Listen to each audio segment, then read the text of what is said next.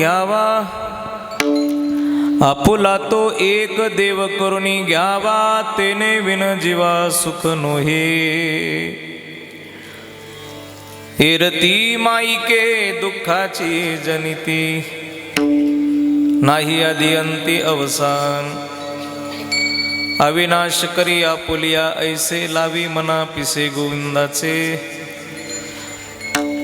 एरती माईके दुःखाची जनिती, नाही आदि अंती अवसान। तुका म्हणे एका मरणे चिसरे, उत्तम चिवरे कीर्ती मागे।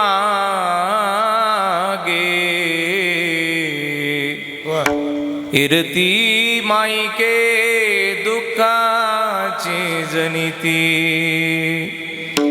नाही आदि अंती अवसान। समचरण सरोजम सांद्र नीलांबुदाभं, जगननीतपानीं मंडनं मंडनानां। तरुण तुलसी माला कंदरं कंजनेत्रं, सदयदवलहासं विठ्ठलं चिन्तयामि। कलावज्ञ जीवोद्धरार्थावतारं, कलाङ्काङ्कतेजोदिकामोदिवक्त्रं। कलानिशवादापनोदारदक्षं, समाधिस्थमूर्तिं भजे ज्ञानदेवं। नमो सद्गुरु तुकया ज्ञानदीपा, नमो सद्गुरु सच्चिदानंदरूपा। नमो सद्गुरु भक्त कल्याणमूर्ती, नमो सद्गुरु भास्करा पूर्णकीर्ती। गंगा विशुद्धं नितपादस्पर्शं, सरोवेष्टितं चुंबितं पुण्यस्थानं। सराले स्थितं तं समाधिस्थमूर्तिं, नमामि गंगागिरिजियोगिराजं। तपोज्ञान वैराग्य भक्ति स्वरूपं, सदा अलंकृतं साधु संन्यासयोगं। मुखे यस्य वेदांत शास्त्रार्थ नितिं, नमो नारायण गिरिं ब्रह्मस्वरूपं। शुक्लं ब्रह्म विचारसार परमं, मध्यं जगद्व्यापिनी। वीणा पुस्तकधारिणीं भयदां, जाग्यान्धकारापः। हस्ते स्फाटिकमालिकां च ददतीं, पद्मासने संस्थिता। वन्दे तां परमेश्वरीं भगवती बुद्धिप्रदा शारदा। अतुलितबलधामं हेमशैलाभदेहं, दनुजवनकृशानं ज्ञानिनामग्रगण्यं। सकलगुणनिधानं वानराणामधीशं, रघुपतिप्रियभक्तं वातजातं नमामि। मंगलभवन अमंगलहारी,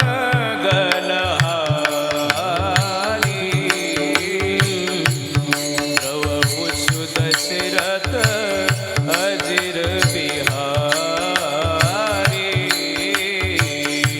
सीताराम चरित अति पावन, मधुर सुरस अरो अति मन भावन। पुनि पुनि कीर्तनियो सुनिए सुनाए,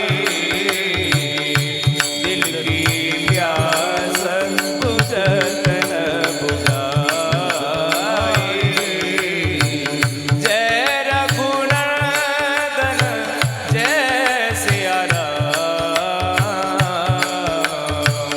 जय रघुनंदन जय सिया राम। राम सिया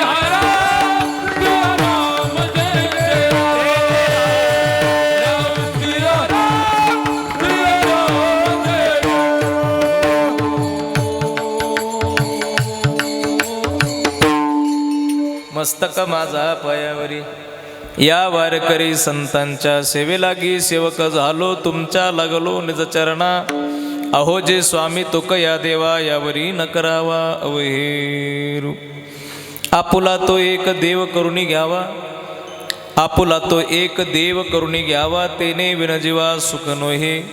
हिरती माई के दुःखाची जनिती, नाही आधी अंती अवसान. विठ्ठल विठ्ठल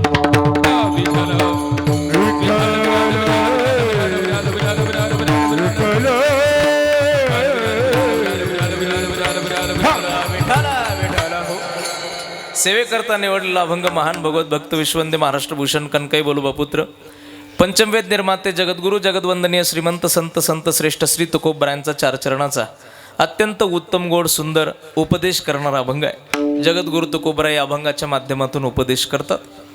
पैकी साधू संतांच्या पदस्पर्शाने पावन पुनीत झालेल्या महाराष्ट्राच्या मातेला वंदन करून कैवल्य साम्राज्य चक्रवर्ती श्रीमंत श्री ज्ञानोबराय जगद्गुरु श्री तुकोबराय, योगीराज सद्गुरु श्री गंगागिरीजी महाराज, स्वानंद सुख निवासी ब्रह्मलीन गुरुवर सद्गुरु श्री नारायणगिरीजी महाराज, विश्वगुरु निवृत्तीनाथ महाराज व सकल वारकरी संतांच्या ठिकाणी साष्टांग प्रणिपात करतो. अधिष्ठान दैवत भगवान श्री हनुमंतरायाच्या चरणावरती कोटी भावाने वंदन करतो आणि कीर्तनाला सुरुवात करतो. सुरुवात करण्यापूर्वी वक्ता संबंधाने काहीसं परिहार देणं क्रम प्राप्त आहे आणि म्हणून परिहार द्यायचा तो असा असणाऱ्या पुण्यक्षेत्र वनसगाव, या वनसगावच्या पुण्यभूमीमध्ये पुण्य परिसरामध्ये असणारा राहणारा सातभाई परिवार आणि या परिवारातील ज्येष्ठ सदस्य ज्यांना वडील म्हटलं जातं, आधार म्हटलं जातं, ज्यांना निखळ प्रेम म्हटलं जातं, असे वडील या सातभाई परिवाराचे कैलासवासी रामकृष्ण नारायण सातभाई, ज्यांनी आपलं जीवन आरोग्य सेवेमध्ये म्हणजेच आपल्या पत्नीच्या बरोबर आपला हात आणि त्याचबरोबर पत्नीच्या नंतर मुलाबरोबर आपला हात आरोग्याच्या सेवेमध्ये समाजाच्या सेवेमध्ये समर्पित केला, असे कैलासवासी रामकृष्ण दादा यांचा प्रथम महिन्याच्या निमित्ताने, पहिल्या मासिक श्राद्धाच्या निमित्ताने आज सातभाई परिवाराच्या वतीने असलेले हे कीर्तन आहे. एक दिवसाचा कीर्तन सोहळा आहे. सातभाई परिवाराला मोठा दुःखाचा धक्का खऱ्या अर्थाने आपल्या वडिलांच्या जाण्याने मिळाला. कैलासवासी रामकृष्ण दादांचं 11 मार्च 2026 रोजी या मृत्यूलोकातून जाणं झालं आणि जातेवेळी ते वयाचे 99 वर्ष त्यांनी पूर्ण केले. वयाच्या 99 वर्षी त्यांनी आपलं जीवन या ठिकाणी ठेवलं आणि अत्यंत चांगल्या पद्धतीचं जीवन जगून ते या मृत्यूलोकातून गेले. आणि त्यांनी जात असताना जे दिलं ते सगळ्यात मोलाचं दिलं, आपल्या मुलांना उत्तम संस्कार दिले आणि अशा चांगल्या पद्धतीचं जीवन जगून आपल्यातून गेलेल्या सदात्म्याच्या निमित्ताने हा कृतज्ञता सोहळा सातभाई परिवाराच्या वतीने या ठिकाणी केला जातो. त्यामध्ये त्यांचा पूर्ण शोकाकुल परिवार, त्यामध्ये त्यांचे चिरंजीव आहेत श्री उल्हास रामकृष्ण सातभाई, त्याचबरोबर ज्यांच्या माध्यमातून खरं म्हणजे मी इकडे आलो ते कैलासवासी रामकृष्ण दादांचे चिरंजीव डॉक्टर साहेब श्री डॉक्टर चंद्रशेखर रामकृष्ण सातभाई आणि त्यांच्या 2 मुली आहेत, सौभाग्यवती अनुराधाताई आणि श्रीमती सुरेखाताई, आणि त्यांच्या सुनबाई आहे सौभाग्यवती हेमलताताई, त्याचबरोबर नातू आहे प्रणव दादा, प्रतीक दादा आणि सर्व सातभाई परिवार, सगळे सोयरे नातलग आपतेष्ट मित्रपरिवार मोठ्या श्रद्धेने हा वडिलांचा तिलांजली सोहळा, त्याला मासिक श्राद्ध असं म्हटलं जातं, ता मासिक श्राद्ध या ठिकाणी संपन्न करतोय. विठ्ठल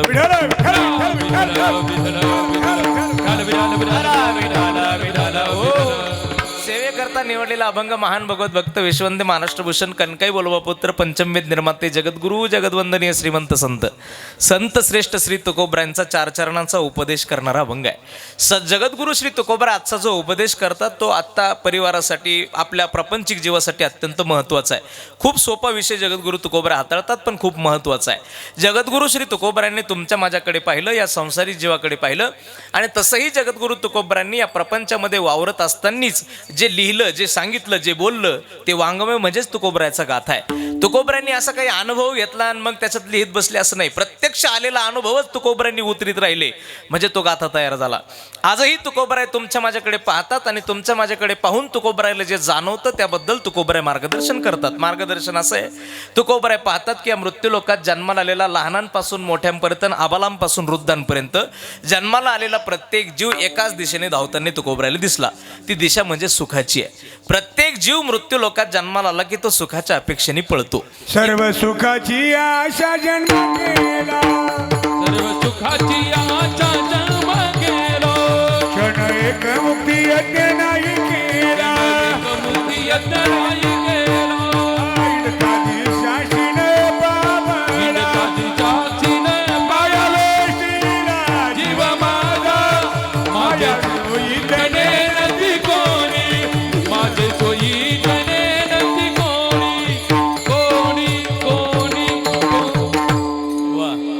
सर्व सुखाची आशा जन्म गेला. प्रत्येक जीव सुखाच्या दिशेने धडपडताना धावपळ करताना तुकोबरायला दिसला.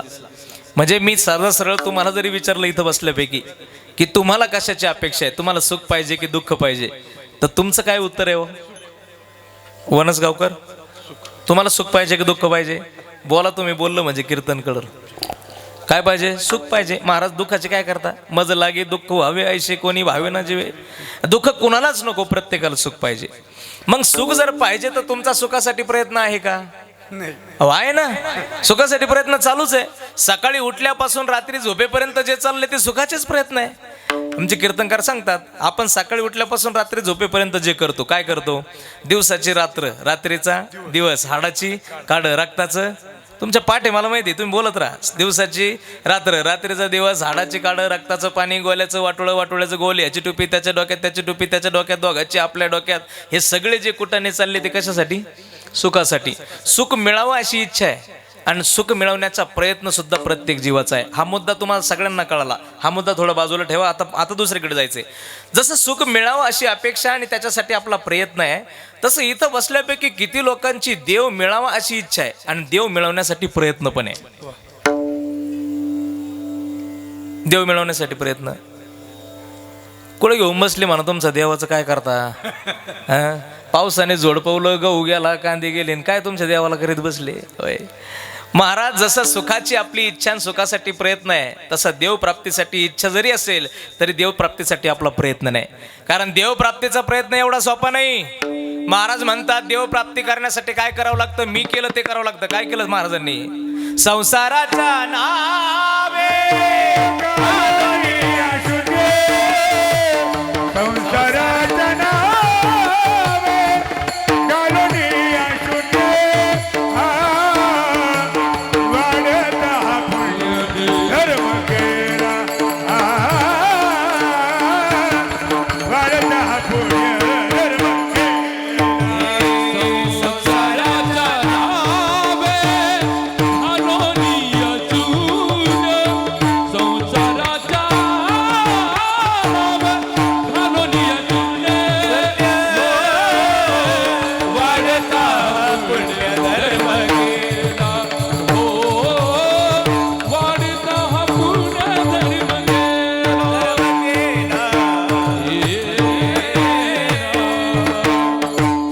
संसाराच्या नावे गालोनिया शून्य वाढता पुण्य धर्म केला, वाढता पुण्य धर्म केला. संसारात सुख मिळावं अशी आमची जरूर इच्छा आहे. संसारात सुखासाठी प्रयत्न जरूर आहे, पण देवप्राप्तीची इच्छा आमची जरी असेल तर देवप्राप्तीचा प्रयत्न नाही. पण एक वाक्य माझं ऐकून जा, खूप महत्त्वाचं वाक्य आहे. जर संसारात सुख मिळावं अशी तुमची इच्छा असेल, आपली सगळ्यांची इच्छा असेल, आणि देवाकडे आपली पाठ जर असेल ना, तर आपण राख होऊन जाईल आपली, पण आपल्याला सुख मिळायचं नाही. तो म्हणताल महाराज एवढं कठोर बोलता. कठोर बोलत नाही, सत्य बोलतो. अरे सुख जर दुसरीकडेच पाहत हिंडले तर मिळेल कसं? महाराज म्हणतात सुखाचा पत्ताच तिथं आहे.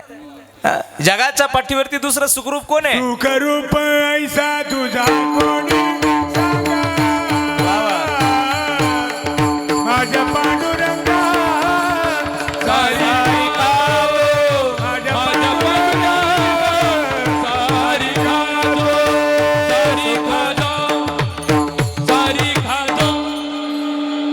सुखरूप ऐसा तुझा कोण सांगा, माझ्या पांडुरंगा सारिका तो. जगाचा मालक सगळ्यात सुखरूप आहे. सगळ्यात मोठा सुखरूप असेल तर तोच आहे. हो चोखोबराय म्हटले ना,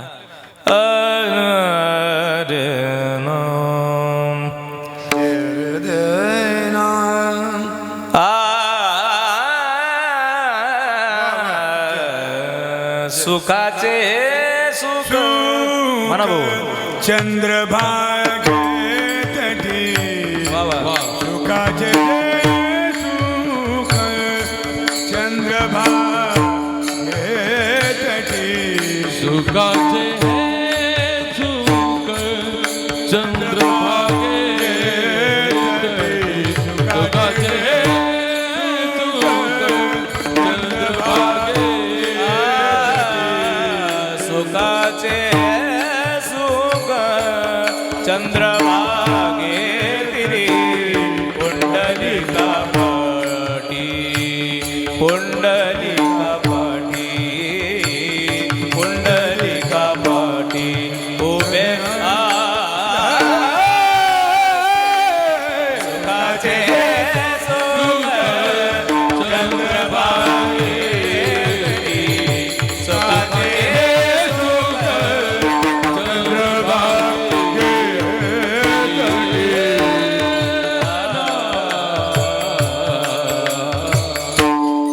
साजिरे गोजिरे समचरणी उभे समचरणी उभे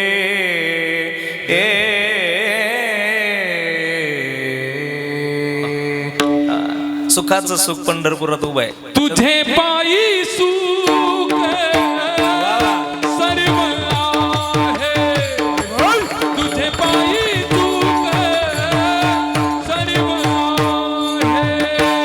तुझे पायी सुख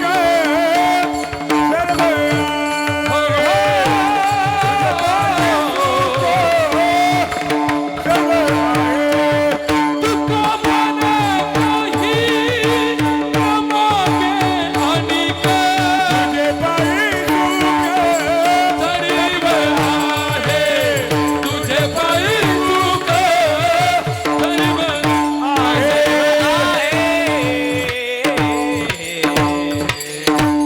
हे प्रमाणाची बुलेट ट्रेन आहे. कमी वेळात जास्त प्रमाण. एकदा जोरात टाळी वाजव असं. जोरात जोरात असा आवाज टाळीचा आला पाहिजे. परत एकदा वाजवा जोरात. धन्यवाद धन्यवाद तुम्हाला धन्यवाद. हा. तुझे पायी सुख सर्व आहे. आता मुद्दा कळलाय तुम्हाला. प्रपंचात सुख जरूर पाहिजे. सुखाचा प्रयत्न आहे पण देव प्राप्तीसाठी प्रयत्न नाही. देवाकडे पाठे तर सुख मिळणार नाही. कारण सुख त्याच्याकडेच आहे. आपली गंमत अशी आपल्याला सुख खूप पाहिजे परंतु प्रयत्न चुकीच्या ठिकाणी. एक उदाहरण सांगतो तुम्हाला. काय झालं, कांद्याला पाणी चालू होतं. शेतकरी वर्ग आहे आपण सगळे, आपल्याला माहिती आहे. आणि कांद्याचाच भाग आहे आपला. लासलगाव म्हटलं का कांदा. आणि पाणी लावलं कांद्याला. दुपारच्या वेळी मोटर चालू करून दिली सर. आणि मोटर चालू करून दिल्यानंतर त्याला वाटलं बॉस संध्याकाळी डॉक्टर साहेबांचा कार्यक्रम आहे 7 ते 9 ते 11 परत पंक्तीचा कार्यक्रम आहे आपल्याला जावं लागेल. मग त्यांनी दुपारी मोटर चालू करून दिली. मोटर चालू केली तर संध्याकाळी 6-7ला बंद करायचं ठरलं. 5 वाजले 6 वाजले 7 वाजता त्यांनी मोटर बंद केली. काळजावर दगड ठेवला. मोटर बंद केली. बाऱ्यामध्ये असे हात धुतले आणि बाऱ्यात हात धुवून तो गाडीवरती येऊन बसला. गाडीवरती बसला. गाडीला किक मारली. गावात निघायचं तर त्याचं लक्ष त्याच्या बोटाकडे गेलं. तर बोटाकडे लक्ष गेल्यावर त्यांनी पाहिलं की दुपारी घरून रानात येतेवेळी त्याच्या बोटात 1 तोळ्याची अंगठी होती. आणि रानातून आता घरी चालला तर ती अंगठी दिसायला तयार नाही. अंगठी कुठंतरी पडली. त्याच्या लक्षात आलं. पण लय हुशार होता. त्याने तशीच गाडीला किक मारली. तसा गावात आला. गावात आला तर गावात त्याचे स्ट्रीट लाईट लावलेले असतात. हे त्यातली लाईटच्या खाली त्याने गाडी उभी केली. तिथं अशी माती चापसायला लागला. जवळजवळ 15-20 मिनिटं त्यांनी माती चापसली. मागून त्याचा एक मित्र आला. त्याला म्हणलं भाऊ अरे कीर्तन चालू व्हायची वेळ झाली तू काय माती खेळून राहिला. तो म्हणे माती नाही खेळत राव, अंगठी पडली. अंगठी पडली. अंगठी पडली म्हटल्यानंतर मित्राला वाटलं अंगठी पडली म्हणजे सोपं नाही. आजच परत भाव वाढलाय. 1,00,000 काहीतरी 52,000 काहीतरी झालाय. हो GST धरून काहीतरी 52-53,000 झाला. मग 1,52,000ची अंगठी काय सोपं आहे का हरवणं. मित्रांना वाटलं आपणही अंगठी पाहू लागू. दोघांनी अंगठी पाहिली. आलेल्या मित्राने अर्धा तास अंगठी पाहिल्यानंतर त्याला ज्याची हरवली त्याला विचारलं म्हणे भाऊ नेमकं पलटी कुठं मला सांग. आपण काय करू ही सगळी माती कीर्तन चालू व्हायच्या आधी अशी भरू आणि तू आपलं घरी घेऊन जाय. तू चाळणी ना चाळीत बैस तू अंगठी तुला सापडून जाईल. तो म्हणे असं झालं. नेमकं दुपारी रानात गेलो होतो. मोटर चालू केली. पाणी लावायचं आणि कीर्तनाला यायच्या नादात ते पाणी भरता भरता गणगणित ध्यानात नाही आलं. आणि जेव्हा निघालो तेव्हा माझ्या लक्षात आलं माझी अंगठी पडली. तुम्ही ऐका त्याने कीर्तन. अंगठी पडली. लक्षात आलं. पण लक्षात आलं जेव्हा माझ्या लक्षात आलं तेव्हा रानात अंधार पडलेला होता. मला वाटलं अंधारात नाही सापडणार म्हणून उजेडात येऊन पाहून राहिलो. कळलं ना तुम्हाला हे. आता मला खरं सांगा त्याला तिची अंगठी सापडेल का? कमून नाही सापडणार. सुख लागी करीसी तळमळ मग तू अवघाची सुख रूप होती जन्मजन्मीचे दुःख विसरती अंगठी त्याची तिथं पडलीच नाही. ती तिथं कितीही सापडली तर सापडणार नाही. तसंच प्रपंचात आमचं झालं. आम्हाला सुखाची गरज जरूर आहे पण आपण जिथं नाही तिथं धडपडले वाचून राहत नाही. जिथं आहे तिथं जात नाही. आहे तिथं कुठं सुखा लागी करीशी तळमळ तरी तो पंढरीशी जाय एक वेळ. सुख खरं तिथं आहे, तिथं दडलेलं आहे सुख, प्रपंचात नाही असं मला म्हणायचं नाही. स्वानंद सुखनिवासी भागवत रसज्ञ डोंगरेजी बाबा एक वाक्य नेहमी बोलायचे, ते म्हणायचे प्रपंचात सुख नाही असं नाही, सुख आहे पण सुख पाहता जवा पडी. दुःख पर्वत थोडंच आहे, जास्त नाही, थोडं आहे. नाही तर ते म्हणायचे जर प्रपंचात सुख नसतंच तर लोक प्रपंचात बांधून ठेवले असते तरी राहिले नसते. सुख आहे पण थोडं आहे.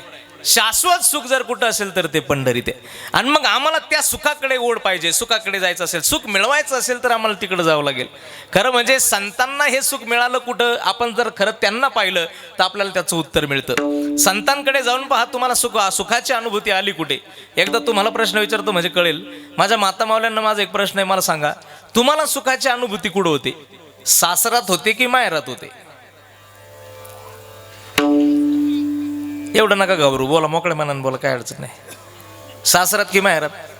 हे बघा, सासरात सुख नाही असं माझं मत नाही. आहे सुख सासरात पण आहेच, पण माहेरच्या आणि सासराच्या सुखातल्या तीव्रतेत फरक आहे. उदाहरण ऐका, कीर्तन संपलं, निधून निघले तुम्ही, 100 रुपयाची नोट सापडली तुम्हाला, तुम्हाला दुःख होईल का आनंद होईल? तुम्हाला काय होईल?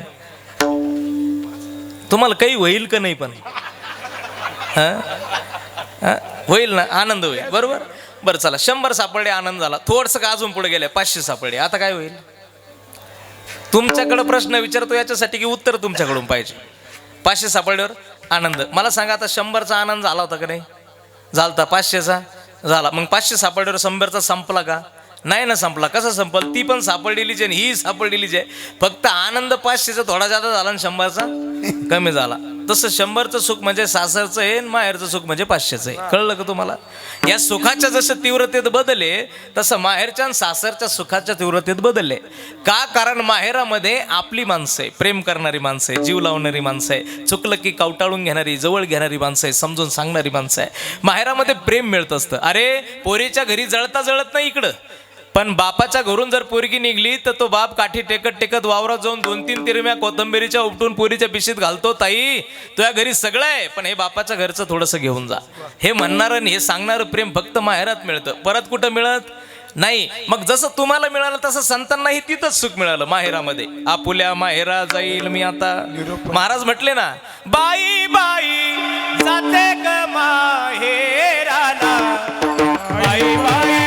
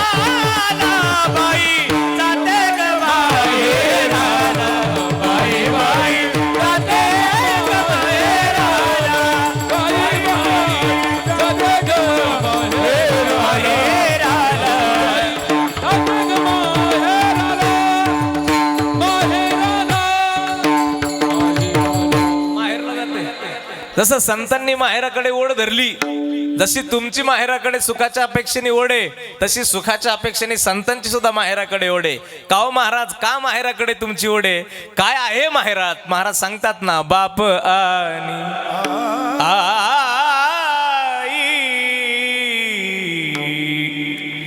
माझी विठ्ठल रखुमाई, माझी विठ्ठल रखुमाई, हा माझे माहेर पंढरी, माझे माहेर पंढरी, आहे विवळे जाती, आहे विवळे जाती, माझे माहेर पंढरी, माझे माहेर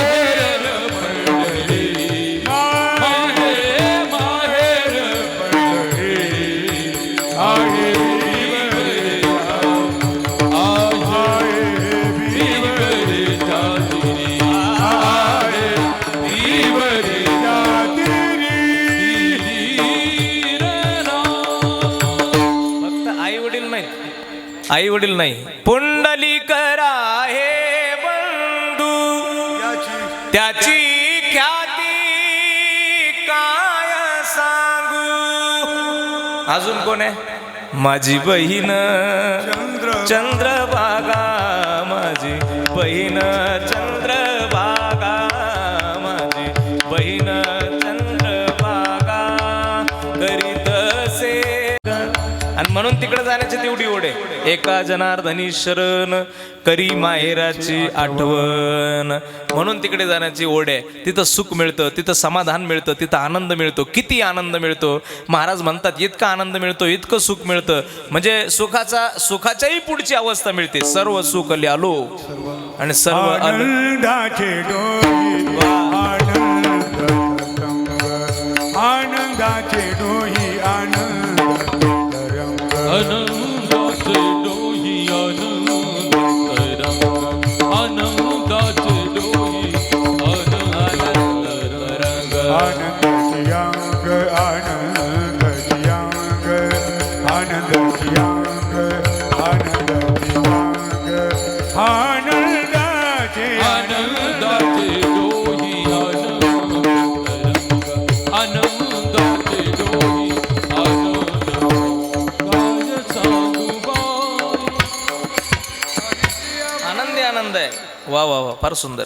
आनंदी आनंद आहे. एवढा आनंद काय सांगावा. तो सगळा आनंद आम्ही पंढरीत भोगला. कारण पंढरीत सगळं सुख देणारा मायबाप आहे. म्हणून सुखाचा पत्ता आपल्याला जरूर मिळाला. त्या सुखाच्या पत्त्यासाठी एक तर पंढरीला जावं लागेल. पंढरीचा नियम सांगितला जाण्याचा. गात जागा, गात जागा हा पंढरीचा नियम आहे बरं का. पंढरपूरला जावं तर भजन करत जावं, नाही तर उगा यांना दिवस नाही. आपल्याकडे लोकांची एवढी गर्दी झाली ना पंढरपूरच्या वारीला, तुम्हाला काय सांगावं. आणि अजिबात चवनांचा होता नाही त्या वारीला. काय करता, दिंड्या सोडून पुढं भेटत येत.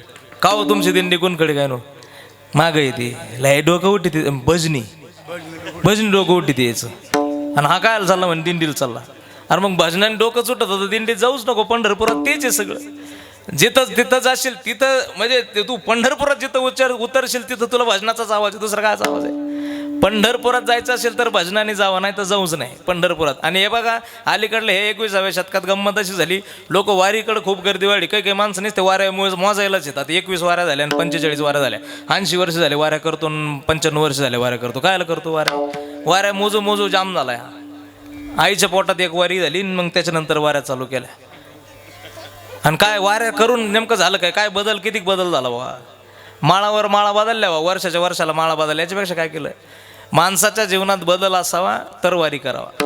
परमार्थ हा परमार्थ म्हणजे नेमकं काय. वारी केली म्हणजे परमार्थ घडतो. भगवंताचं भजन केलं म्हणजे परमार्थ घडतो. मंदिरात देवपूजा केली म्हणजे परमार्थ घडतो.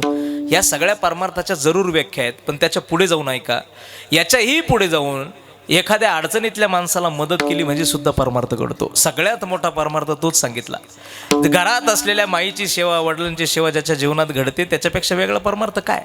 अरे जर माझ्या ज्ञानोबरांना मान्य आहे, माझे ज्ञानोबराय म्हणतात सकल तीर्थाची धुरे जे का माता पितरी हो तया सेवेसी किरशरी. माय बाप केवळ काशी, माय बाप केवळ काशी. माय बाप केवळ काशी, माय बाप केवळ काशी. घेणे न जावे तीर्थासी, घेणे न जावे तीर्थासी. कुंडली के काय केले परब्रह्म उभे रे. फार गोड प्रमाण दिलं भाऊंनी. एकदा जोरात टाळे वाजवा. माय बाप केवळ काशी तेने न जावे तीर्थासी. पुढचे शब्द महत्वाचे. पुंडलिके काय केले परब्रह्म उभे केले. परब्रह्म म्हणजे जगाचा मालक उभा केला. कशाच्या सेवेवरती. फक्त आईच्या आणि वडिलाच्या सेवेवरती.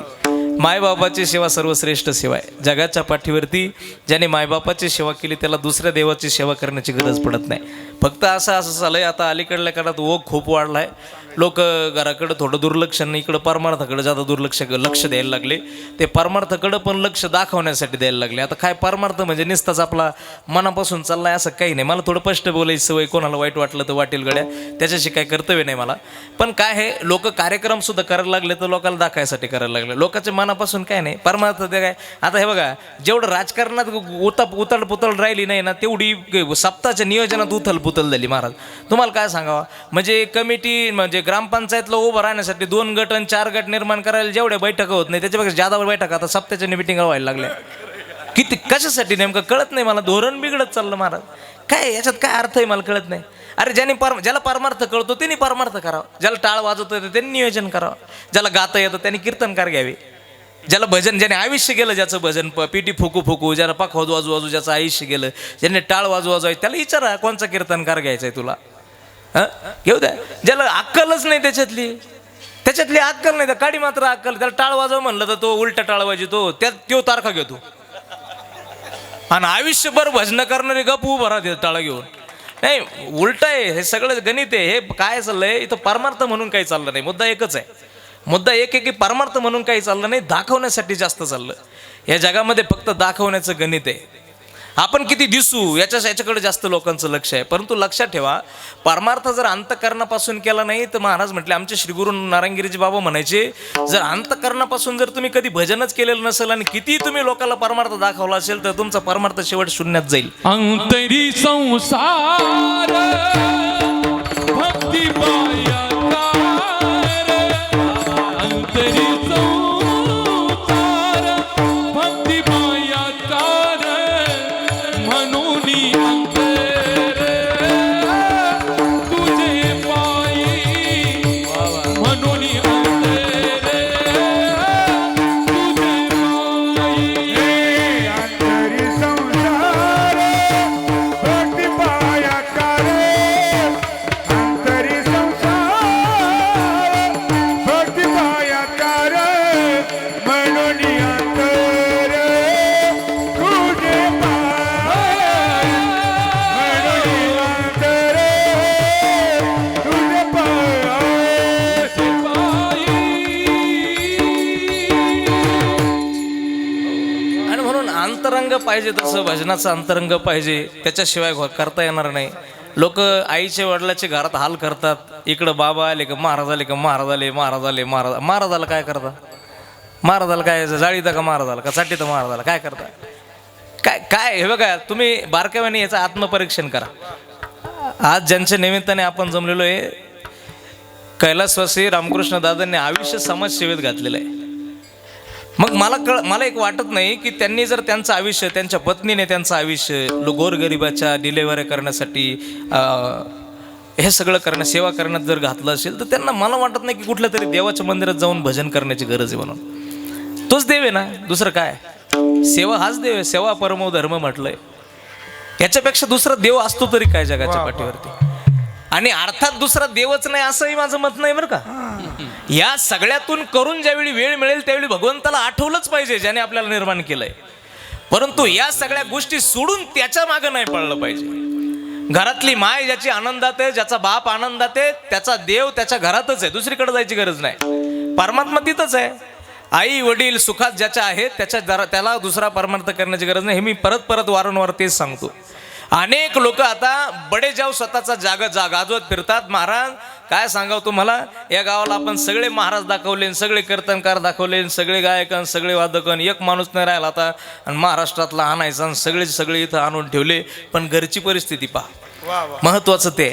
मी हे वारंवार सांगतो आणि कीर्तनातून नेहमी सांगतो. पण गोष्ट लक्षात ठेवा, आई वडिलाची सेवा सर्वश्रेष्ठ. ज्याला आई वडिलाची सेवा जमली त्याला परमार्थ जमतो.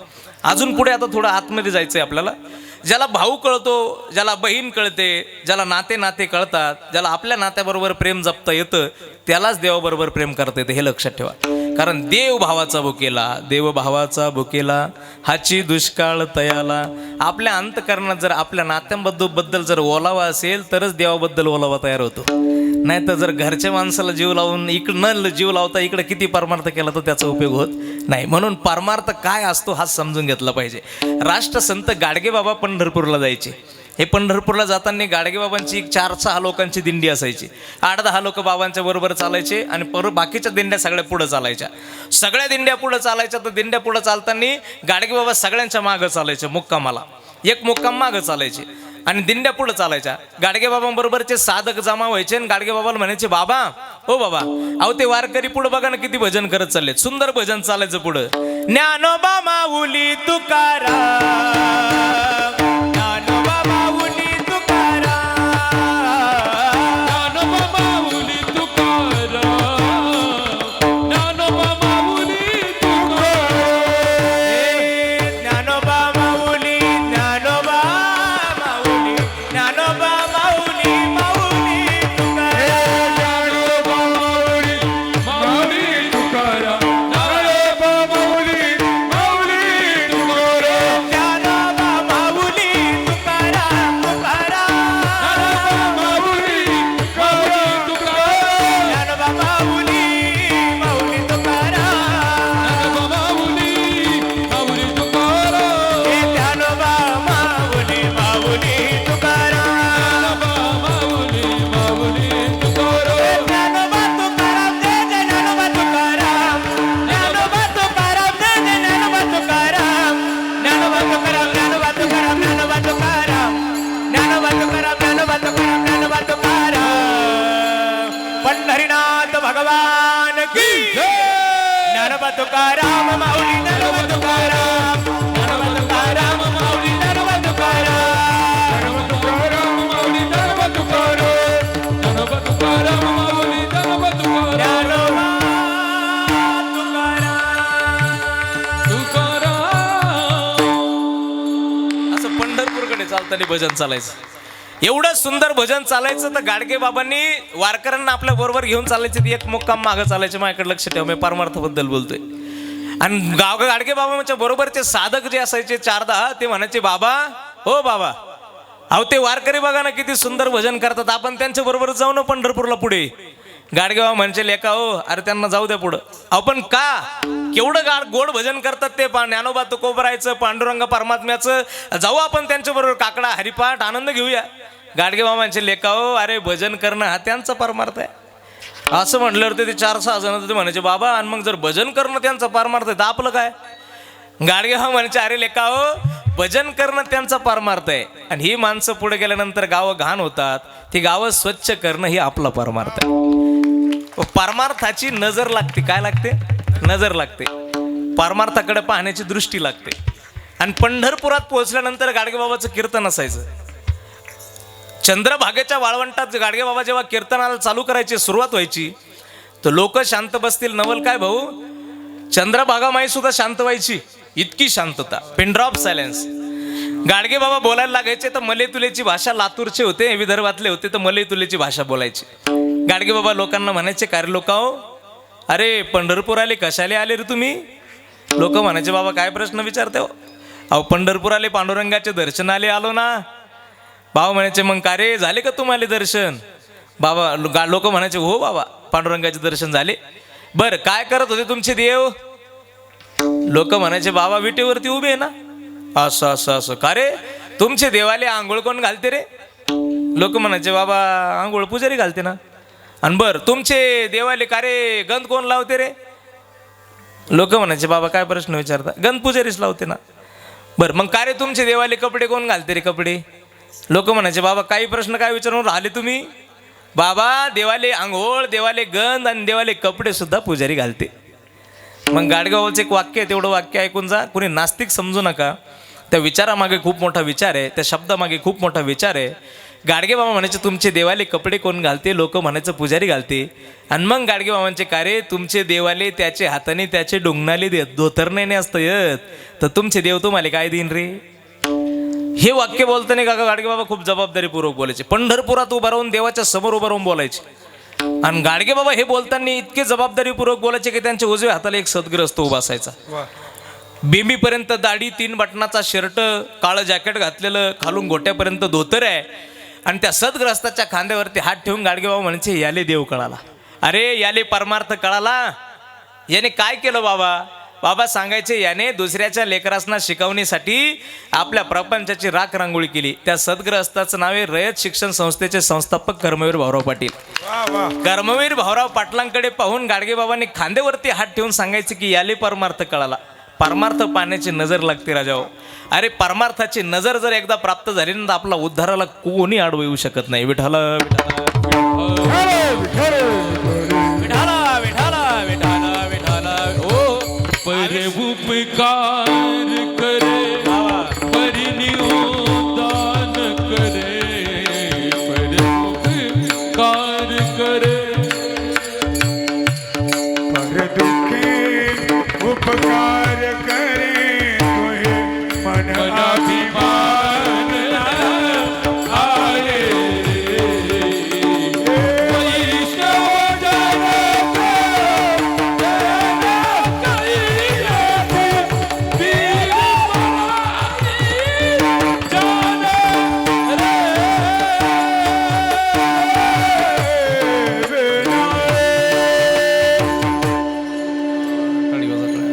वैष्णव जन तो तेने कहिए जे पीड़ पराई जानी रे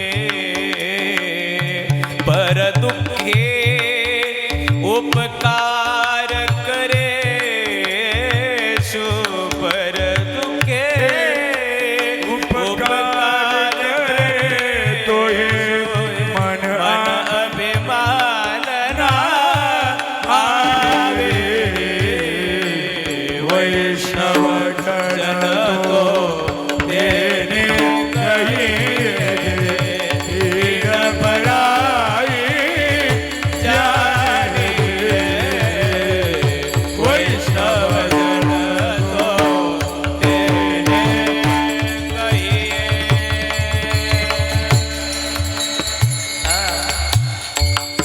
परोपकाराचा परमार्थ आहे. ज्याच्या जीवनात परोपकार आहे त्याला वेगळा परमार्थ करायची गरज पडत नाही. डॉक्टरांनी सांगितलं की आमचे वडील आमच्यासाठी सर्वस्व होते.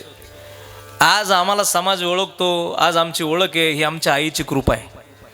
आज आम्हाला समाज मानतो, आज हा समाज आमच्यासाठी जमतो हे आमच्या वडिलांचे आमच्यावरती उपकार आहेत. अरे आईचे आणि वडिलांचे उपकार धरणारा परिवार असेल तर काय लागतं त्या मायबापाला. ते दोघंही समाधानाने म्हणत असतील जन्मा आलो त्याचे आजी फळ झाले साचे. हो जन्माला आल्याचं सार्थक झालं. याच्यापेक्षा काय पाहिजे. अहो जगद्गुरु तुकोबरायांनी ज्यावेळी तृप्तीचा ढेकर दिला त्यावेळी जगद्गुरु तुकोबराय पांडुरंगाला पाहून म्हटले या जसाठी केला होता अट्टहास. या जसाठी केला होता अट्टहास. साठी गेला होता अट्टहास.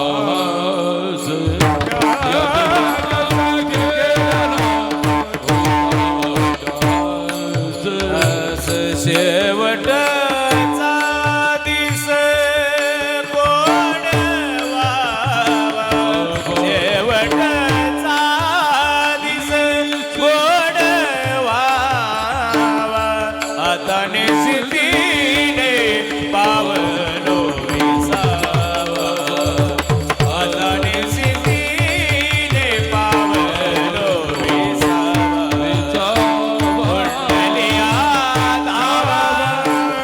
कृष्ण जी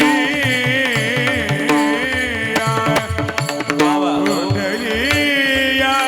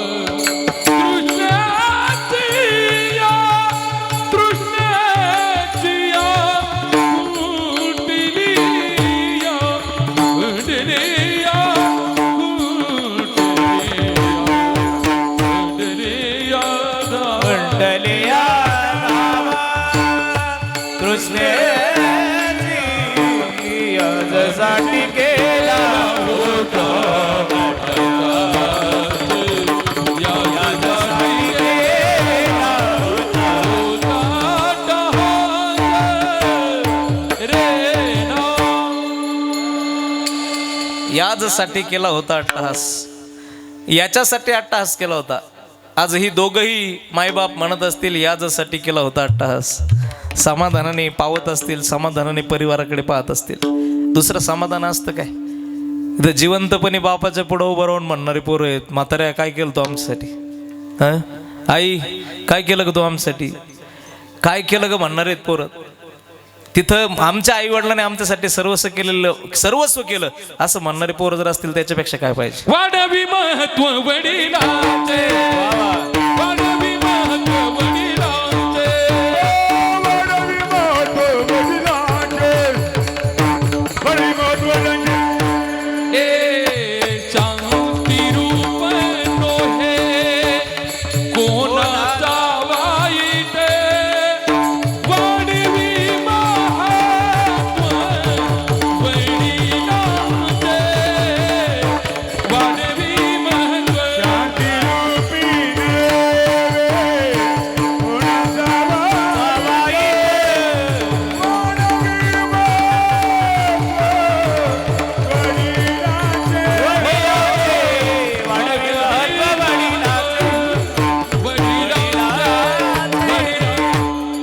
वाढवी महत्व वडिलाचे. वडिलांचा आईचा संस्कार पुढे घेऊन चालणं जबाबदारी आहे. आज हा परिवार वडिलांचा आईचा संस्कार पुढे घेऊन चालला, याच्यापेक्षा मोठी श्रद्धांजली त्यांना दुसरी कुठली नसते. आई बापासारखं प्रेम जगाच्या पाठीवरती कोणी. आमच्याकडे एक वृद्धाश्रम आहे, मी नेहमी सांगत असतो. श्रीरामपूरला एक वृद्धाश्रम आहे आमच्या, आणि मी तिथं नेहमी जातो बरं का डॉक्टर साहेब, नेहमी जातो तिथं, कारण ते आमचे एक परिचित आहे, वाघुंडे मामा म्हणून ते चालवतात. तर तिथं मी एक वर्षापूर्वीची घटना आहे, ते नवीनच सुरू झालं तेव्हा जे 4-6 म्हातारे आणि 4-6 म्हाताऱ्या म्हणजे वयोवृद्ध माणसं होते, ते होते माझे परिचित. एक नवीन म्हातारी दिसली मला, तर मी गेलो तर नवीन म्हातारी दिसली. मी त्या आईला म्हटलं, आई तू नवीन दिसते मला. म्हणे हो नवीन आहे म्हणे. म्हटलं का ग आई कुठून आली? म्हणे मी शेवगावची आहे, आमच्या पलीकडे शेवगाव आहे, नेवासाच्या खाली शेवगावची आहे. म्हटलं का ग तुला मुलबाळ नाही काय? म्हणे मला 3 पोरं आहेत. मग काय करतात? म्हणे एक वेटरनरीचा डॉक्टर आहे, एकाचं छोटंसं गावात टपरी आहे, आणि एक जण शेती करतो. मग मी सहज तिला बोललं, मी म्हटलं माय 3 लेकरं असून सुद्धा तुला जर सांभाळत नाही तर तुला असं वाटत असेल नराधमाला कशाला जन्म दिला. त्याच्यानंतर त्या म्हातारीने जे उत्तर दिलं ते उत्तर महाराज कान उघडे ठेवून ऐका. ती म्हातारी मला म्हणे, भाऊ माय पोरं आहे, मी पहिले त्यांचं काय करायचं तू नको सांगू मला. मला फक्त एक गोष्ट तुम्ही तुमच्या हृदयाला हात लावून उत्तर द्या. हे काय कीर्तनातलं बोलत नाही मी, सगळ्यांनी एक हृदयाला हात लावून मला उत्तर द्या. फक्त मला सांगा, ज्या दिवशी आई आणि ज्या दिवशी बाप जाईल त्याच्यानंतर इतकं प्युअर अंतकरण आणि इतकं प्रेम करणारं अंतकरण परत कधी भेटलो, आणि किती पैसे दिल्यानंतर भेटलो? अहो महाराज, आईचं आणि बापाचं अंतकरण, अरे 100-150 किलोमीटर अंतर आहे शेवगावचं. तिला नातवाचं सुख नाही, तिला परिवाराचं सुख नाही, तिला मुळाबाळाचं सुख नाही, तिला सुनांचं सुख नाही, तिला घराचं सुख नाही, आणि तिला कोणाचं सुख नाही. ती 100 किलोमीटर लांब नेऊन टाकली म्हातारी, पण ती लांब राहून सुद्धा पोराचं चांगलं चित्ते. अरे असं अंतकरण प्युअर कधी भेटायचं परत? जगाच्या पाठीवरती असं अंतकरण नाही महाराज. लेकरं ज्यावेळी पुढे येऊन उभा राहताना म्हणताना काय केलं, त्यावेळी त्या आईला बापाला शब्द फुटत नाही की काय सांगू तुला. अरे अर्ध्या भाकरीचं पीठ, एक भाकरीचं पीठ होतं तर अर्धी तुझ्या डब्यात घालून दिली होती लेका, अर्धी तुझ्या डब्यात घालून दिली होती ना, अर्धी खाऊन मला रानात जायचं होतं. पण त्या अर्ध्या भाकरीकडे पाहून माझा विचार आला की मग लेकरू पण शाळेतून आल्यानंतर टोपलं उचकीन तर भाकर सापडायची नाही ना. परत ती अर्धी भाकर झाकून ठेवली, पोटभर पाणी पिऊन रानात गेली होती. त्या अर्धी भाकरीचा हिशोब तुला सांगायचा का तिला? त्या बापाने तुला हे सांगायचं का माझ्या पायात चप्पल नव्हती आणि तुझ्यासाठी मी काम, हे सांगायचं का लेकराला? अहो माणसं इतके निर्दयी झाले, पोरं इतके पुढं पाहून चालणारे झाले ना. 21वे शतकच इतकं विचित्र झालं. या जगाला फक्त एकच, आत्ताच्या पोरांना आपली पण चूक आहे. आपण आपल्या आत्ताच्या पोरांना फक्त एवढंच शिकवतो, money is everything in the world, money is everything in the world. पैसे जगामध्ये सर्वश्रेष्ठ आहे, सर्व काही पैसेच आहे. अरे पैसे सगळं जरी असतील पण त्याच्याबरोबर थोडेफार संस्कार दिले पाहिजे की नाही? भरगच्च पैसे कमावल्यानंतर त्या पैशाकडे पाहून आणि समाजाकडे पाहून माय बापाकडे पाहिल्यानंतर त्या पोरांनी म्हटलं पाहिजे, बाबा हे पैसे आमच्याकडे कोट्यानी पडलेले आहेत, पण हे सगळं जर कशामुळे असेल तर ती हे आई बाप आहेत आमचे, दुसरं कोण नाही बरं का. याच्यासाठी पैसे नाही लागत, याच्यासाठी संस्कार लागतात. सबसे बड़ी है माँ हो, सबसे बड़ी है माँ, से बढ़कर कोई नहीं, माँ से बढ़कर कोई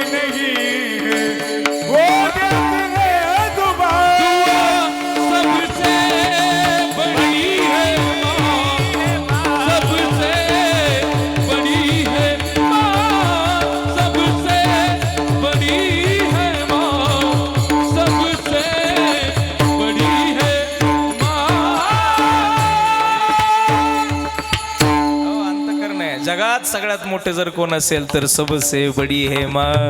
हा ती आई म्हणते लेका अरे माझ्या कुशीतला असून तू बाळ माझ्या जीवाचा बनला शिकाळ. अरे माझ्या कुशीतला असून तू बाळ माझ्या जीवाचा बनला शिकाळ. तुझे जीवनभर पुरविले लाड राहोनी अर्धपोटी सांज सकाळ. मी तुला पाहून प्राण त्यागिले मी तुला पाहून प्राण त्यागिले रे बाळा कोणी नाही पाणी पाजिले. मी तुझ्यासाठी जीवन जाळिले रे बाळा कोणी नाही पाणी पाजिले. मी तुझ्यासाठी जीवन जाळिले जाळिले बाळा तुने नाही पाणी पाजिले. मी तुझ्यासाठी जीवन जाळिले जाळिले बाळा तुने नाही पाणी पाजिले. मेल्यावरती रडत कशाला उगाच ताण नको देऊ कशाला. उगाच ताण नको देऊ उगाच ताण तुझे तो कशाला. तुझे जीवनभर पुरविले लाड राहोनी अर्धपोटी सांज सकाळ. मी तुला पाहून प्राण रोखिले मी तुला पाहून प्राण रोखिले रे बाळा तुने नाही पाणी पाजले. मी तुझ्यासाठी जीवन जाळिले रे बाळा तुने नाही पाणी पाजिले. नाही पाणी तुने नाही पाजले. पाणी पाजिले. एवढं प्रेम आहे महाराज. अनंत प्रेम करते. अनंत प्रेमाचा अनंत सुखाचा सागर आई आणि बाप असतो. आणि माय बाप ज्या दिवशी जातात त्या दिवशी माणसं पोरकी होतात. ज्यांचे जातात त्यांना कळतात, ज्यांचे आहे त्यांना किंमत कळत नाही, ज्यांचे जातात त्यांना मायबाप कळतात. हे दुर्दैवाची गोष्ट आहे. या मातीमध्ये माणूस मेल्यानंतर त्याची किंमत कळते. आज आपल्या या देशातून गान कोकिळा लता दिदी आणि लता दिदींच्या बहीण सुद्धा आज आपल्यातून स्वर्गीय आशा दिदी आज आपल्यातून गेल्या. आज सगळ्यात मोठा भारताचं नुकसान आहे, हिंदुस्थानचं आपल्या नुकसान आहे. एवढे सुंदर गाणे, एवढे सुंदर भजनं आशा दिदींच्या आवाजातून आपण श्रवण केले. माणसाचं मरण असं असलं पाहिजे महाराज. काय संबंध नाही माझा आणि त्यांचा, काय कधी भेटलो नव्हतो आम्ही, काय काही संबंध ओळख नव्हती पाळख नव्हती, पण आजच्या दिवशी या कीर्तनात त्यांची आठवण यावी इतकं माणसाने सुंदर जगावं. कुठल्याही कानाकोपऱ्यामध्ये आपलं नाव, आपली आठवण जर निघली तर समाजाने आपली आठवण काढावी. इतकं सुंदर जगावं. एवढं सुंदर जगता येतं फक्त परोपकारातूनच. आणि मग परमात्मा, भगवान परमात्म्याचं भजन करून सुख मिळेल, तसं आईवडिलाची सेवा करून सुख मिळेल, समाजसेवा करून सुख मिळेल. समाजसेवेचं सुख जगाच्या पाठीवरती सर्वश्रेष्ठ असतं. तिथंच देव आहे. आणि म्हणून देव प्राप्त करायचा असेल तर त्याला आपलंसं करावं लागेल. अरे एखाद्या अडचणीतल्या माणसाला जवळ केलं की सुख मिळतं, तोच खरा देव आहे. एखाद्या गरीबाला मदत करावी वाटली, मदत केली की आनंद वाटतो, तोच खरा देव आहे. आणि म्हणून गरीब भुकेलेलं अन्न, तहानलेलं पाणी, अडचणीतल्या माणसाला मदत करणं हा सगळ्यात मोठा परमार्थ आहे.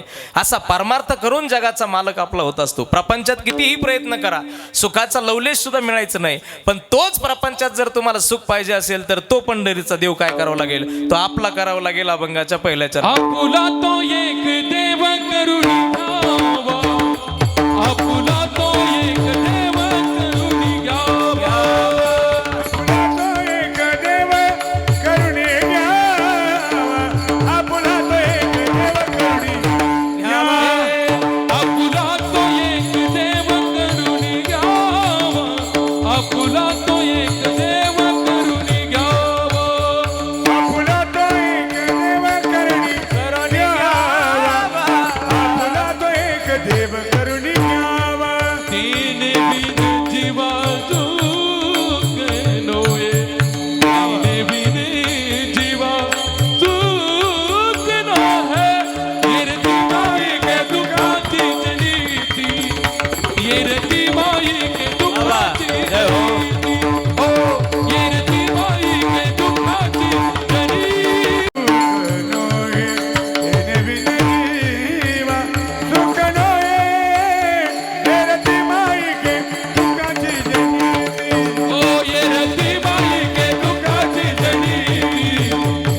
रती माई के दुखाची जनिती, ये रती माई के दुखाची जनिती, ये रती माई के दुखाची जनिती, जनिती. टाळी टाळी टाळी वाजवा जोरात. येरती माईके दुःखाची जनिती, आणि त्याच्यासाठी आपुला तो एक देव करून घ्यावा. तेने विन जीवा सुख नये, सुख मिळवण्यासाठी प्रपंच आडवईल असं तुकोबराय म्हणतात. परंतु त्या प्रपंचाला दूर करून परमात्मा आपला करावा लागेल. प्रपंच आडवा येतोच. आपण पंढरपूरला एखाद्याला म्हणलं चालतं का पंढरपूरला वारीला, चला बुवा निवृत्ती दादाची दिंडी निघली, ते म्हणतो बरं का एवढ्या वर्षी नाही जमायचं डॉक्टर साहेब, पण आता नेमकं पोरगी बाळांतपणाला येईल, एवढ्या वर्षी नाही जमायचं, पुढच्या वर्षी विचारून पहा चालतं का आता या वर्षी बाबा. ते म्हणतो आता या वर्षी नेमकं पोरानं घर काढलंय बांधायला आणि पाणी मारायला मीच पाणी मारा, मग आता चालतं का. ते म्हणतो आता नाही जमायचं. मग पुढच्या वर्षी विचारायची गरज पडत नाही, कारण घराची वास्तू शांतीने याचं श्राद्ध बरोबर महिन्याच्या अंतरावरच राहतं. मग परत यायचं कामच राहत नाही. प्रपंच आडवा येतो महाराज. किती लोकांना प्रपंच सुचला. बाबा तुलसीदासांनी रामायणामध्ये सांगितलं की राजा दशरथांनी कानाच्या जवळचं एक केस पांढरा पाहिला.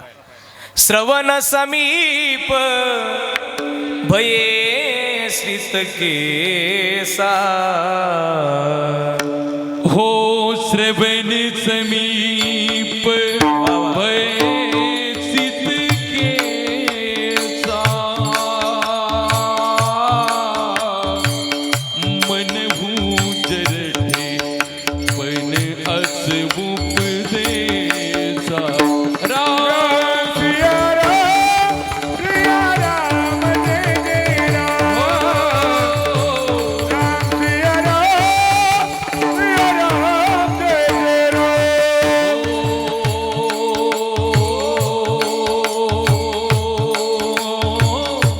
नुपज बराजी राम कहे देहू,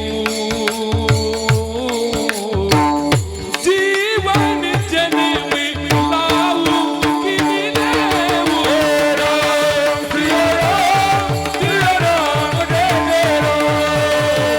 राम सिया राम जय जय राम.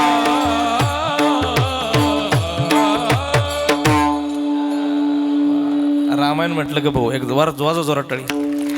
आबा म्हटलं का रामायण, रामायण म्हटलं का आबा, चौपाया. राजा दशरथाने एक केस कानाच्या जवळ पांढरा पाहिला, आणि राजा दशरथाने दुसऱ्या मिनिटाला पत्नीला हाक मारली. सुमित्रे, कौसल्ये, कैकेयी तिघी पळत आल्या. म्हणे काय? म्हणे केस पांढरा झाला माझा. म्हणे मग काय करायचं? म्हणे जरा कर्मामुळे सांगू आली गोष्टी मृत्यूच्या भेटीजवळ आली. निरोप आला निरोप. काय?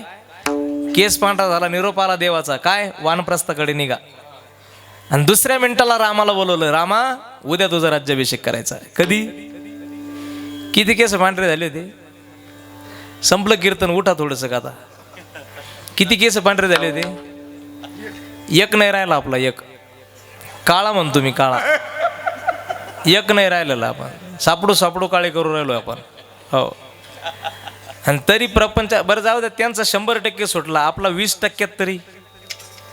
उलट म्हातारा जसं नातू जसं नातू येईन तसं प्रपंचाला अजून लागत आहे. ते अजून जोरात प्रपंचाला लागत आहे. पण एक गोष्ट माझा प्रेमाचा सल्ला घेऊन जा. 15 मिनिटं राहील माझ्याकडं.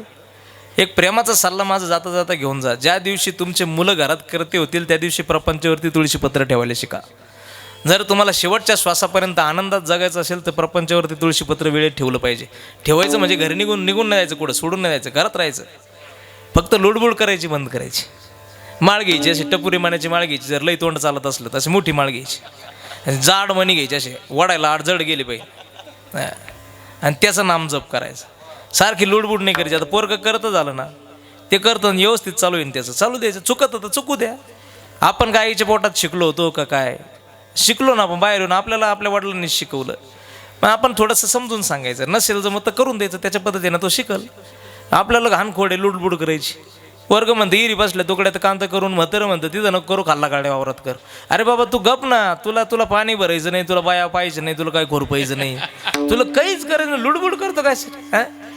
काहीच नाही. मला कळतच नाही. सारखं म्हाताऱ्याला सारखं डोकं. आणि मग ते गंमत काय होती, ते पोराला सारखं डोकं लावल्यामुळे ते पोरगं गावात बसले पोरांना म्हणतं आमचं म्हातारं इतकं डोकं लवित आहे ना, त्याला असा उचलून आपटी तो एका दिवशी, त्याशिवाय त्याला कळत नाही. मग हे कोण करतं मला सांगा, हे कोण करतं? आपण म्हणतो पोरले बिघडले, कोण बिघडलं? हा खोडी आपल्या ते 100% पोरही चुकीचं नाही, 100% बापही चुकीचं नाही, ह्या विषयभर लक्षात ठेवा. सुना करता झाल्या का तुम्ही सुद्धा काय हसू राहिले? सुना करता झाल्यावर तुम्ही सुद्धा थोडं सोडून द्यायचं शिका. करती झाली सून, करू द्या तिला, होईल मागं पुढं होईल. आता तुम्ही नाही का तुमच्या पुरीला वेगळं वागता आणि सुनाला वेगळं वागता? मग आता तिच्या माहेरचे लोक आल्यानंतर थोडे भजे चांगली होती, आपल्याकडे आल्यानंतर थोडे बोंड होतील. होऊ दे, होणारच मागं पुढं. मग तुम्ही तिला जसं लेख म्हणत नाही तर तुमचे भजे चांगले होणारच नाही. तशी पण आपल्या लेकीचा जोडा ते कोण आला का तिच्याकडे पाहून म्हणायचं, बाई कसा लक्ष्मीनारायणाचा जोडा दिसतो गो माया ताईचा. आणि तिकून सुनन पोरगा घरातून निघलं का म्हणायचं, पाहिली की ही आमची अवदासा.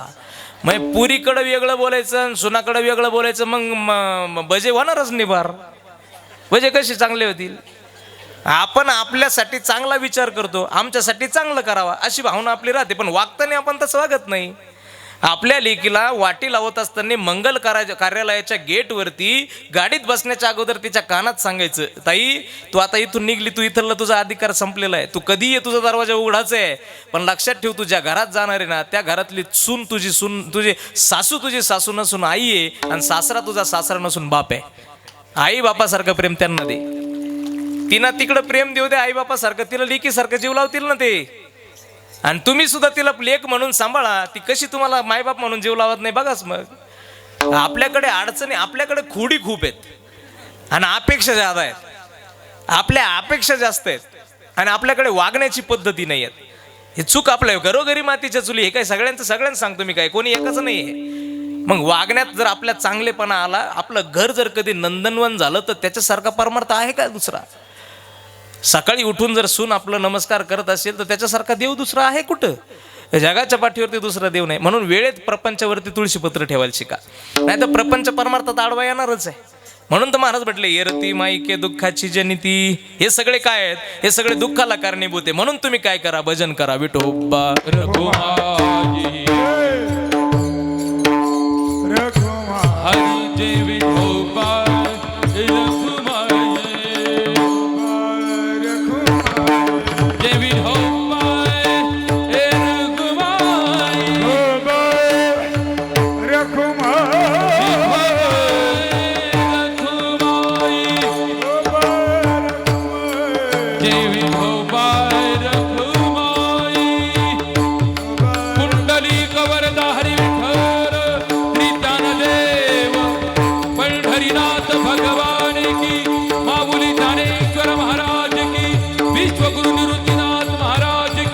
त्र्यंबकेश्वर भगवान की, महारुद्र हनुमान की, छत्रपति शिवाजी महाराज की, धर्मवीर संभाजी महाराज, भारत माता की, वंदे मातरम.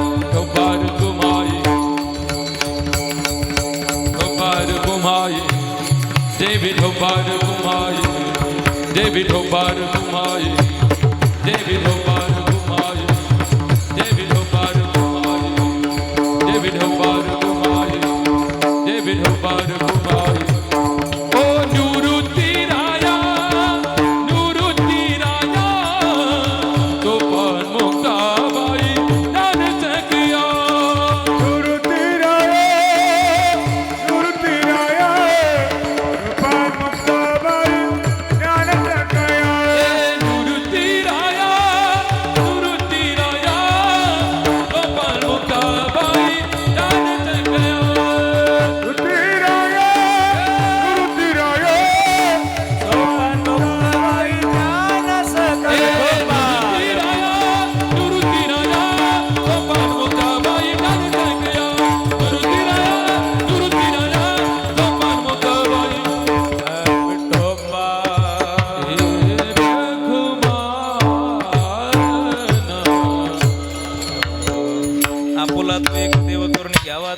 जीवा सुख नये येरती माईके दुःखाची जनिती नाही आदी अंती अवसान. अविनाश करी आपुलिया ऐसे लावी मनापिशे गोविंदाची. आणि असं उत्तम जीवन जगलं पाहिजे की तुका म्हणे एका मरणची सरे उत्तमची उरे कीर्ती मागे. चांगल्या पद्धतीचं जीवन, सुंदर अशा पद्धतीचं आदर्श जीवन जगलं पाहिजे. गेल्यानंतर लेकरांच्या मुखातून निघलं पाहिजे की आमचा आनंद गेला, आमचं जीवन गेलं, आमचा आधार गेला. वडील आमचे गेले तर आमच्या डोक्यावरचा आधार गेला. आयुष्यभर काबाड कष्ट करणाऱ्या बापासाठी एवढेच उद्गार लेखकून निघावे एवढीच अपेक्षा असते. कारण कष्ट काय चुकत नाही ना. त्याच्या फाटक्या सदऱ्याला हो त्याच्या फाटक्या सदऱ्याला कशी कातर लागली उभ्या आयुष्याला त्यानं काटकसर दावली. मला कसस होत या तुला बाबा म्हणताना वरी हुंद का दाटतो या गोष्ट बापाची सांगताना. हो माझ्या इवल्या मुखात त्याने भरविला कुटका माझ्या इवल्या मुखात त्याच जीवन कष्टात पण मी सदा सुखात. त्यानं बघितलं स्वप्न पाचट उसाच काढताना वरी हुंद का दाटतो या गोष्ट बापाची सांगताना गोष्ट बापाची सांगताना. बाप करी जोडी लेकराचे ओढी बाप करी जोडी लेकराचे ओढी. पकडी जोडी लेकराची मोडी बाप करी जोडी लेकराची मोडी. आपुली गुळवणी वाळवणी आपुली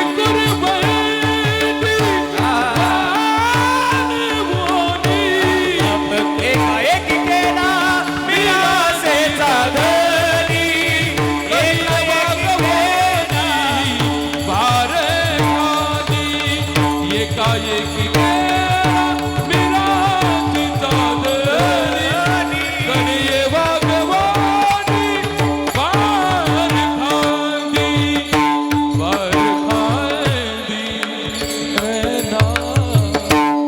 असं चंद्र सूर्य असेपर्यंत नाव शिल्लक राहावं इतकं चांगलं कर्म जीवनाने करावं असं सुंदर जीवन जगून आज एक महिन्यापूर्वी ज्यांनी आपल्यातून शेवटचा श्वास घेतला ते कैलासवासी रामकृष्ण दादा एक महिन्यापूर्वी आपल्यातून गेले आणि त्यांच्या निमित्ताने कृतज्ञता सोहळा असावा.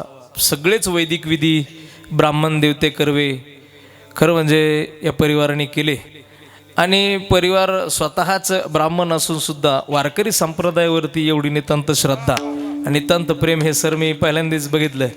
नाहीतर म्हणजे सांगायला हरकत नाही की ब्राह्मण कुटुंब कीर्तन वगैरे या सगळ्या गोष्टी करत नाहीत कारण वैदिक विधी परिवारातूनच होऊन जातात आणि सगळ्याच अत्यंत चांगल्या पद्धतीने केल्या जातात. त्यामुळे या सगळ्याकडे कोणाचं लक्ष राहत नाही. पण वारकरी संप्रदायाचा हा वारसा समाजसेवेचा जो वारसा तुमच्या आईकडून तुमच्या वडिलांकडून तुम्हाला मिळाला. तुमच्या वडिलांना तुमच्या आईला तीच श्रद्धांजली आहे की त्यांचा तेवढाच विचार तेवढीच सेवा तुम्ही पुढे घेऊन चाललात तरी ती आई ते वडील समाधानाने पावतील. याच्यापेक्षा वेगळी श्रद्धांजली त्या मायबापाला दुसरी नसते. आणि जगद्गुरू तुकोबराय म्हटले म्हणून बोलतो. तुकोबराय म्हटले की मी सुद्धा आईचा आणि वडिलाचा संस्कार पुढे घेऊन चाललो म्हणून तर देव मला पावला. माझ्या वडिलाची मिरासिगा देवा मिरासा म्हणजे संस्कार. माझ्या वडिलाची मिरासिगा देवा काय तुझी चरण सेवा पांडुरंगा तसं जनतेची सेवा पांडुरंगा हा संस्कार पुढे घेऊन चाला. परमात्मा तुमच्या जवळ आहे. ज्ञानेश्वर ज्ञानराज माऊली तुकाराम ज्ञानेश्वर माऊली ज्ञानराज माऊली तुकाराम. कैलासवासी रामकृष्ण नारायण सातभाई दादांना एक महिन्यापूर्वी आपल्यातून जाऊन आज 30 दिवस झालेत. महिना झाला. 11 मार्चला त्यांचं देवाज्ञा त्यांना झाली. 99 वर्षी त्यांनी आपला शेवटचा श्वास घेतला आणि त्यांच्या परिवाराला दिलेले उत्तम संस्कार, त्यांच्या परिवाराला दिलेला उत्तम वारसा ते पुढे चालवतात. आहे खरं म्हणजे आई आणि आईनंतर वडील दोघंही एकाहुनी बळी रे असे संस्काराचे पुतळे आहेत. आणि म्हणून अशा चांगल्या संस्काराने घडलेल्या मातापित्यांनी चांगल्या संस्काराने आपल्या लेकरांना घडवलं, असं चांगला संस्कार पुढे घेऊन चाललात. खरं म्हणजे परमेश्वराच्या चरणावरती त्यांना सद्गती मिळावी अशी आम्ही सगळ्यांनी, आपण सगळ्यांनी मागावं याच्यात आवश्यकता मला वाटत नाही. कारण परमेश्वराच्या दरबारामध्ये त्याचा न्याय असतो. त्यांनी केलेल्या सेवेचा न्याय त्यांना मिळाला तरीही आपण परमेश्वराच्या चरणावरती प्रार्थना करू की आमच्यातून गेलेल्या, आपल्यातून गेलेल्या सदात्म्याला देवा तुझ्या चरणावरती जागा दे. सदिच्छा सद्भावना श्रद्धांजली आपण त्या संबंधाने या ठिकाणी व्यक्त करू आणि कैलासवासी रामकृष्ण दादांच्या चरणावरती ही सेवा समर्पित करून सेवेला पूर्णविराम